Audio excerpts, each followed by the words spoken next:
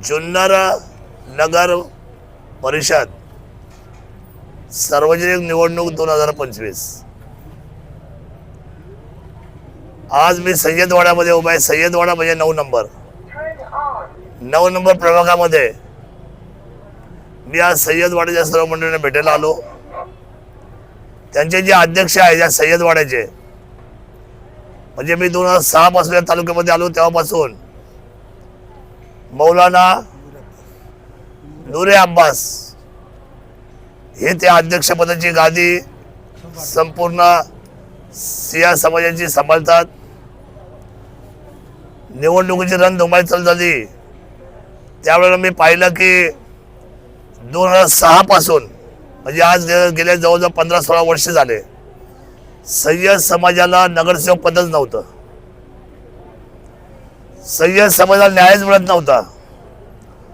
जी लोक सेक्युलर म्हणून जे आरडाओरडा करतात त्या लोकांनी सय्यद समाजाला 4 प्रभागामध्ये 4 वॉर्डमध्ये विभागलं होतं आतापर्यंत, आणि 4 वॉर्डमध्ये हा समाज संपूर्ण विभाजन करून सय्यद समाजाचा दुर्दैवाने मागच्या 15 वर्षामध्ये एकदाही नगरसेवक झालेला नाही।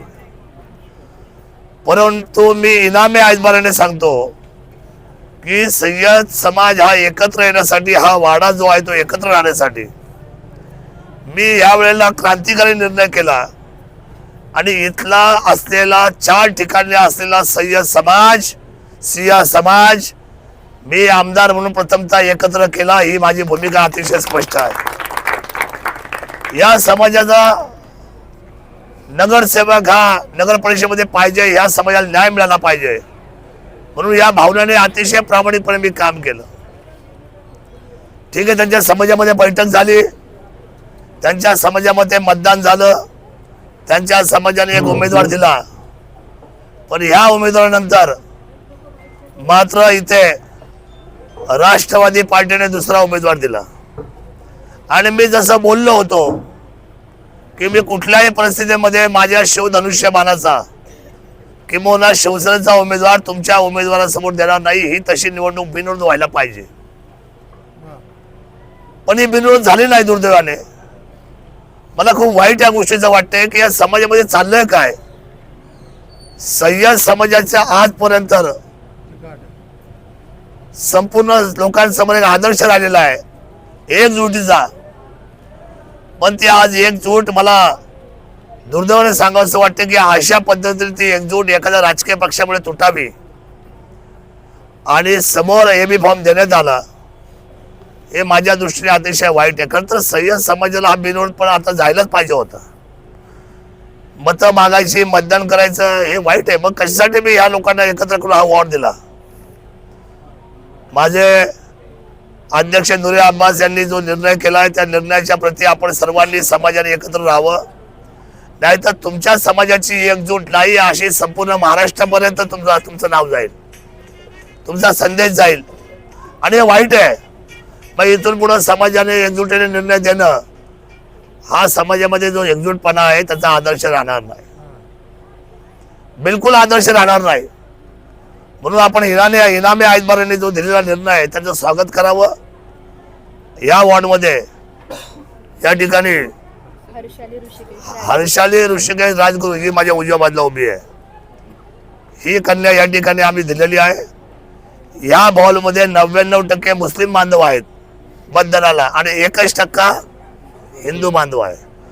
पण मी सूर्यचंद्राला साक्षी ठेवून सांगतो, मला विश्वास आहे सय्यद समाज इमानदारीने माझ्या पाठीमागे उभा राहणार म्हणजे राहणार आणि धनुष्यबाणाला मतदान करणार म्हणजे करणार,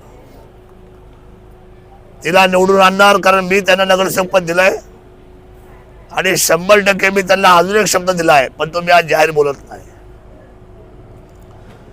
या मुलीला निवडून आल्यानंतर त्यांना जो मी शब्द दिलाय त्या सय्यद समाजाच्या गादीचा सन्मान ठेवून मी सांगतो, तो दिलेला शब्द सुद्धा देण्याचं मी वचन जे दिलंय ते वचन पूर्ण केल्याशिवाय मी राहणार नाही, मी आपल्या सर्वांच्या साक्षीने सांगतो। त्यामुळे माझी विनंती आहे की इथे काय परिस्थिती आहे सय्यद समाजाच्या वाड्याची। मी आज आलोय खूप दिवसांनी। एक काळ असा होता की आमर मलिक शिवनेरीवर पहिल्यांदा 400 वर्षापूर्वी अंबर मलिक यांची गादी होती, म्हणजे छत्रपती शिवाजी महाराज जन्माला याच्या अगोदर.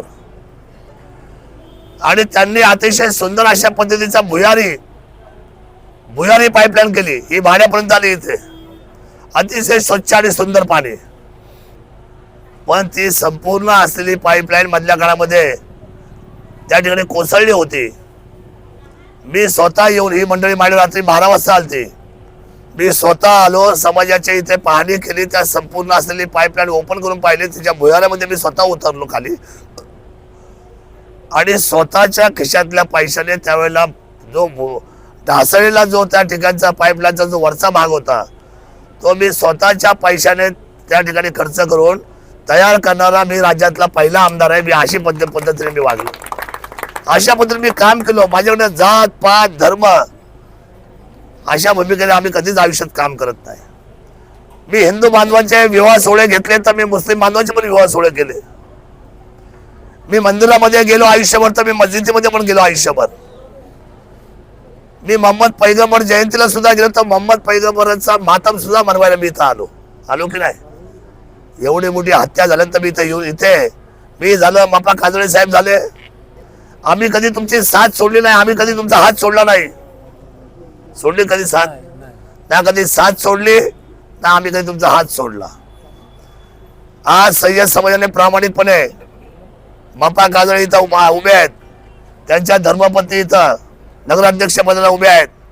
सय्यद समाजाला माझे हात जोडून कळकळीची विनंती आहे, इनामे आजबाराने आपल्या समाजाने हे मतदान आम्हाला 100% मतदान केलं पाहिजे. आणि आपण सर्वांनी हा एकजुटीचा जो भगवा झेंडा, हा एकजुटीचा झेंडा आहे, हा प्रगतीचा झेंडा आहे, हा आहे तो भगवा झेंडा, ज्या झेंड्याला आपण सन्मान ठेवला पाहिजे माझ्या सय्यद समाजाने. हा झेंडा आहे तो पीर साहेबांचा, आपण सर्वांनी तो सन्मान ठेवला पाहिजे. कुठलाही जातीवाद होता कामा नये.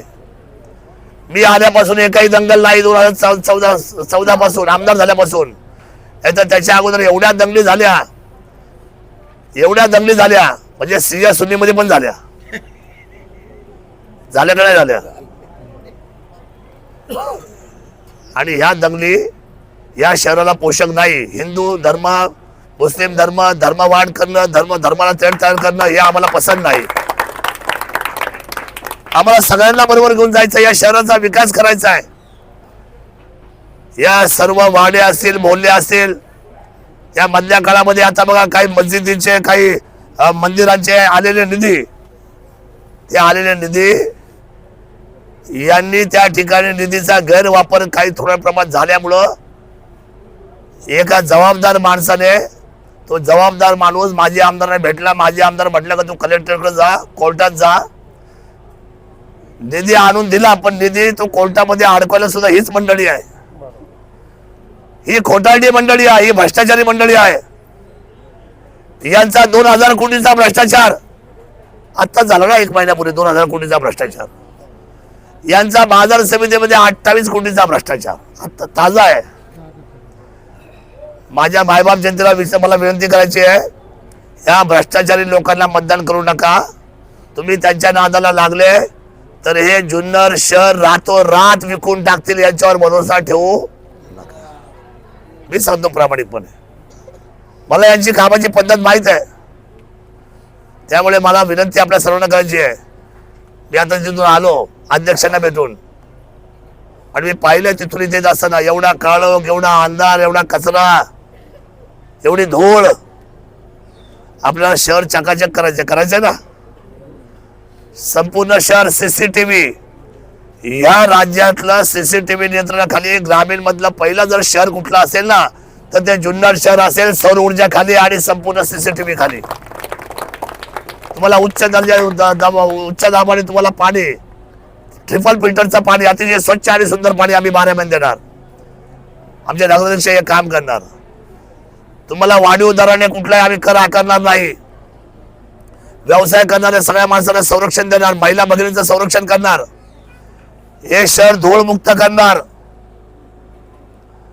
आणि विशेषत्वाने तुम्हाला मी प्रामाणिकपणे सांगतो, मला आत्ताच माहिती मिळाली, या माझ्या सय्यद समाजाने सांगितलं की दादा मागच्या 5 वर्षामध्ये दुर्दैवाने अंबर मलिक साहेबांनी जी पाईपलाईन केली होती पिण्याच्या पाण्याची अंडरग्राऊंड, ती आज मितीला 100% बंद आहे. बंद आहे ना?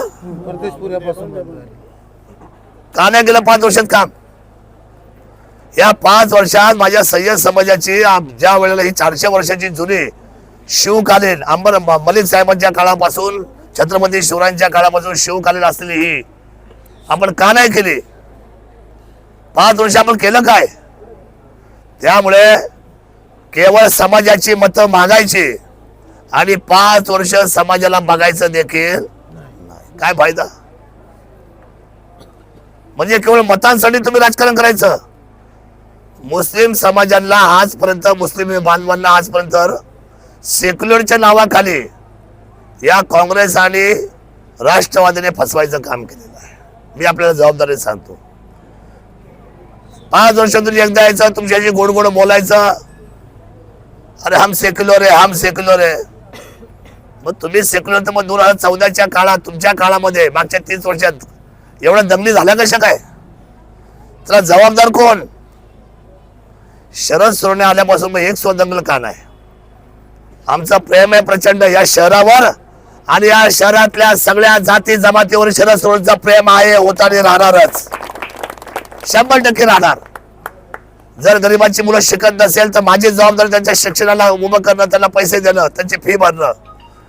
एखाद्या शहरातला एखादा माणूस गरीब आहे, तुम्ही मला फोन करायची खोटी. बरं, मी काय आज भाषण करत नाही, मी वास्तविक सांगतो. या वाड्यामध्ये उभं राहून ज्या गरीबाचं उद्या बायपासचं ऑपरेशन असेल, पैसा नाही, एंजिओप्लास्टी असेल, एंजिओग्राम असेल, कॅन्सरचं ऑपरेशन असेल, कोणतंही मोठं ऑपरेशन तुमचं असेल, त्या ऑपरेशनला शरद सोडणे गरीबाला मरून देणार नाही. त्याचे सगळे ऑपरेशनचे पैसे आपण भरतात. याच्यापेक्षा मोठा शब्द माझ्या आयुष्यात मी तुम्हाला देऊ शकत नाही. ही माझी जबाबदारी आहे, ही माझी इमानदारी आहे.